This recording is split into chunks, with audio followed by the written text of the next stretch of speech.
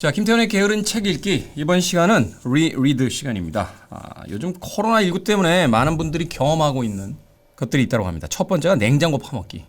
마트 가기도 이제 겁이 나니까 또 핑계 끼에 냉장고에 쌓여있던 음식들을 파먹는다고 하고요. 두 번째는 옛날 영화 다시 보기. 심란할 때는 새로운 영화보다는 아무래도 옛날 영화들 많이 보는 것 같아요.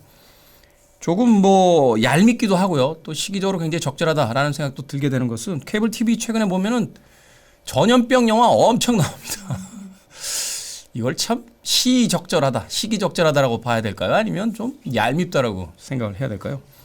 세 번째로는 안 읽고 놔뒀던 책 보기라고 합니다.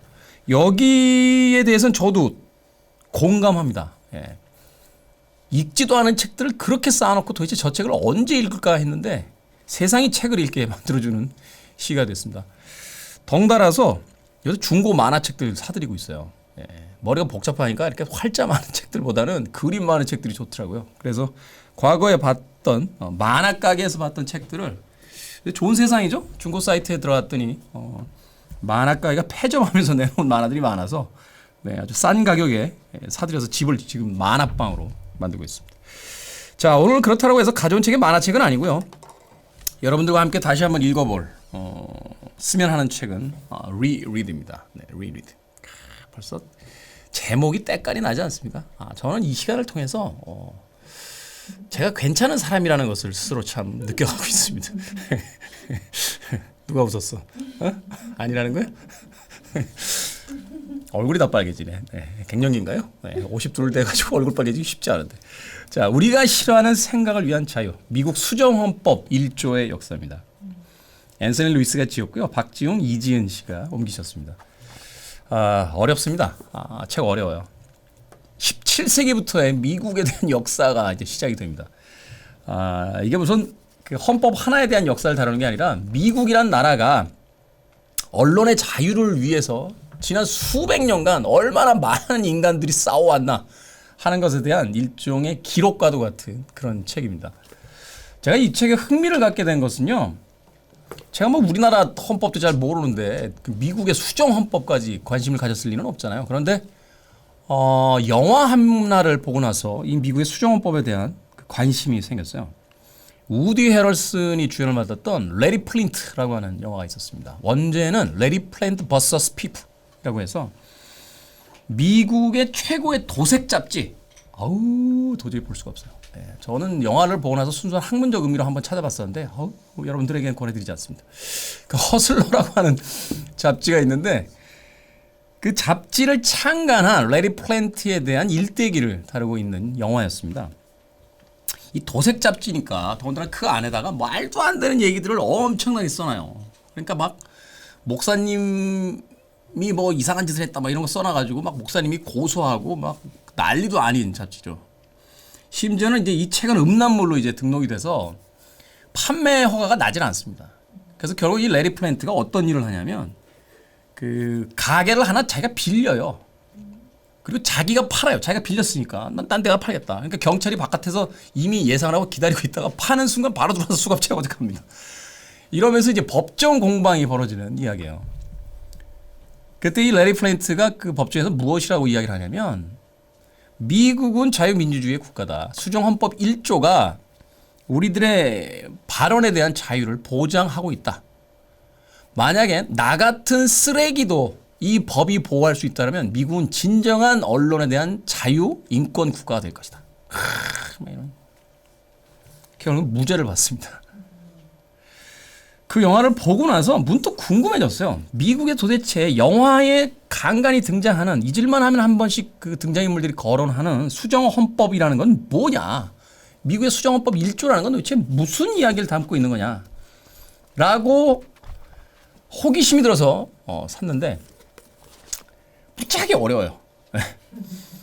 그러니까 이게 왜 역사책이에요, 일종의. 그러니까 이런 거 있잖아요. 우리가 이제 삼국 그 시대나 통일신라 시대, 조선시대 역사책을 봐도 정도전이 뭘 만들고 최치원이 뭐 하고 정약용이 뭘 쓰고 누가 어디로 유배를 가고 국가기관이 어떻게 이거를 평생을 들었음에도 불구하고 책으로 다시 그 얘기를 봐도 머리가 아픈데 이거는 공부도 안 해본 미국의 무슨 어, 유일하게 아는 이름이 몇 개 있어요. 마틴 루터 킹 이런 분들은 알 것 같아요. 근데 막 남부 백인 지역의 뉴욕의 변호사 몽고메리 엘리베마 주에서 나왔던 그 법원의 월터 존스 판사, 당시에 남부 연합 또 이거 볼까요? 마리 토레는 1950년대 뉴욕 헤럴드 트리뷴의 텔레비전 칼럼. 제가 왜 1950년대 미국 그 칼럼니스트까지 알아야 되냐 이런 생각을 했었습니다만, 그런 등장 인물들을 그냥 땡땡씨, 땡땡씨, 땡땡씨라고 가볍게 여기면서 그 전체적인 맥락을 파악해 들어가면 18세기에 최초의 미국의 법에 기록이 된 1776년 버지니아주가 처음으로 행동을 취했다. 버지니아의 식민지 의회가 그 기념비적인 해에 채택한 권리 선언에는 이런 문구가 포함되었다. 언론의 자유는 자유의 가장 큰 보호막 가운데 하나이며 전제적인 정부들에 의해서만 아니라면 결코 제한될 수 없다. 결국 언론의 자유를 제한하는 것은 전제적인 정부들 뿐이다 라고 이야기하며 공식적으로 언론의 자유를 헌법에 보장하기 시작합니다. 거의 200년에서 300년에 걸친 이 미국의 수정헌법 1조에 관한 투쟁의 역사를 보면 우리가 이야기하는 민주주의가 사실은 그렇게 완벽하지도 거창하지도 않다는 것을 새삼스럽게 깨닫게 됩니다. 미국의 그 드라마였죠. 하우스 오브 카드를 보고 있었는데 거기서 주인공이 이런 이야기를 해요. 민주주의는 과장됐다 라는 이야기를 합니다. 우린 자유민주주의라고 그러면 그 이름 자체가 많은 것들을 보장해 줄 것이다 라고 착각을 하면서 살아갑니다만, 사실은 그 자유민주주의를 보호하기 위한 출발점은 언론의 자유이며 그 언론의 자유를 위해서 전 세계에서 가장 자유민주적이며 언론의 자유가 보장되어 있다라고 하는 미국조차도 300년에 가까운 시간 동안 싸워왔다 하는 것을 책은 설명하고 있습니다. 이 책을 읽으면서 여러 가지 자료들을 찾아봤던 기억이 있는데요. 미국에서 최초로 여성이 참정권을 얻게 된 게 1920년대예요. 근데 더 재미있는 것은 인종차별, 흑백차별 이런 이야기들 미국에서 즐겨 등장하는데 흑인 남성들은 1920년 이전에 이미 참정권을 가지고 있었습니다. 그러니까 결국은 미국이란 나라가 그 흑백의 인종차별, 그러면서 또 남녀의 어떤 성차별까지 수많은 단계를 거치면서 무수히 많은 투쟁가들에 의해서 또는 그 세상을 바꾸려고 하는 변혁가들에 의해서 싸워왔고, 그것을 통해서 오늘날 미국의 수정헌법 1조가 굳건히 그 자리를 차지하고 있다라고 이야기할 수 있는 거죠. 생각해보면 그래요. 미국이란 나라가 인종차별 문제가 됐던, 지금도 문제가 되고 있습니다만 60년대 70년대는 어마어마했죠. 그렇게 따진다면 불과 50년도 채 되지 않았다라고 이야기할 수 있을 것 같아요. 그러면서 여전히 불완전한 어떤 시대를 살아오고 있다라면 이 책은 여전히 유효한 필독서가 되지 않을까 하는 생각이 듭니다. 최근에 와서 우리나라의 그 언론에 대한 이야기들이 굉장히 많이 나오고 있습니다. 가짜 뉴스를 오히려 정론이라고 하는 언론사에서 흘리는 경우도 너무 많고, 아니면 말구시계, 확인하지도 않고 취재원을 만나지도 않고 그 사람의 이야기를 듣지도 않았으면서 기사에다 쌍따옴표를 써서 마치 자신이 옆에서 듣고서 기사를 쓴 듯이 도대체 쌍따옴표가 뭘 의미하는지도 모르는 그런 기자들이 넘쳐나는, 그런 기자들이 또 기사를 써대는 그런 시대를 살아갑니다. 한편으로 아이러니하게요, 그것이야말로 우리 시대가 바로 언론을 보장하고 있다는 것에 대한 좀 씁쓸한 반증이지 않을까 하는 생각도 해보게 되는 거죠. 이 시기를 어떻게 헤쳐나가느냐에 따라서 우리에게 보장되어 있는 언론의 자유가 우리를 더 아름다운 곳으로 인도할지 혹은 더 천박한 어느 지점에 머물게 할지 결정이 되지 않을까 하는 생각이 듭니다. 생각해보면 블랙리스트라는 이름으로요, 불과 몇 년 전만 해도 사람들이 입에 재갈을 물리려고 했던 그런 시절이 있었습니다. 우리는 몇 년이 지나기도 전에 그것을 잊어버린 채 그 마음껏 부여받은 자유를 가지고 이상한 일들을 벌이는 또 다른 시대를 살아가고 있습니다. 그 시대에 이 책은 다시 한번 소환이 돼서 읽어볼 만한 그런 필독서가 되지 않을까 하는 생각이 듭니다. 제목이 일단 폼나잖아요. 이런 거 옛날에 진짜 스마트폰이 나오기 전에 시대가 좋았던 것 같아요. 이런 걸 이제 하나 들고 지하철에 탁 타면 사람이 왠지 있어 보이면서 색깔도 노랗게 딱 보이죠. 우리가 싫어하는 생각을 위한 자유.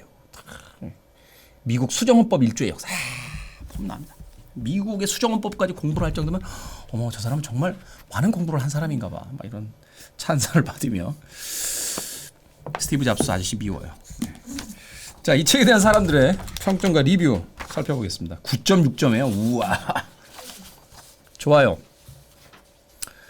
미국의 수정헌법 1조의 역사를 바탕으로 과연 자유란 무엇인지 그 답을 스스로 생각해보게 만들어 주었다. 제목만 보고 지루할 거라고 생각하면 오산.